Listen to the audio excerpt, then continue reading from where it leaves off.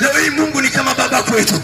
Baba tukifanya kosa anatuadhibu kidogo, anaturejesha, lakini ipo siku ambapo Mungu atasema kama hakimu, na siku zote hakimu anahukumu kwa haki. Sijui nikwambie, nikuulize swali moja, utajibu nini kwa habari ya huo uzinzi? Utajibu nini kwa habari ya huo usherati? Utajibu nini kwa habari ya huo ulevi? Utajibu nini Mtanzania?